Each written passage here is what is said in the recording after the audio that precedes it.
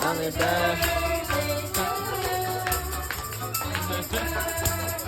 Gulat ako.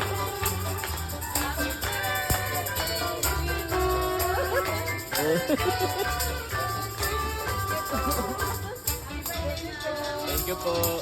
Thank you. Ayun o. Nagulat ako. Kala ko kami nang gagawin sa... Kasi nung bago ka, patanggal mo natin yung music. Tara, may pa-surprise si Friends Cake. Kasi bago kami pumasok dito, tinanong namin kung may pa-birthday promo. Eh wala naman daw silang ganun. Baka first time nilang ginawa. Kasi sakto, birthday niya talaga ngayon. Eh may pa-waffle sila. Thank you. Waffle and... Oh, mahilig ka sa waffle, di ba? Thank you. Gulat ako. Bigla kasing hindi lang na video yan eh. Biglang tumugtog. Gumanon yun. Nawala yung kaluluwa ko eh. Nagulat ka sa pa-birthday surprise. Gulat ako. Gumaya. Tungkol ng speaker. So ito yung pangalawa namin in order. Ano yun? Prime rib eye. Medium well.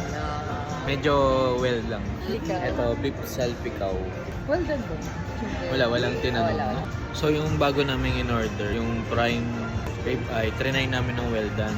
Medyo mas okay talaga yung medium rare kasi mas malambot siya, ito kasi may mas juicy. Ito kasi may tendency na baka tumigas ganun or parang magmukhang goma. Pero masarap pa rin naman siya, pero hindi siya sing lambot dun sa nauna namin in order. Tapos yung beef salpikaw masarap. Pero mas okay pa rin yung yung una. Parang siya yung pinakamasarap. Oh, yung signature.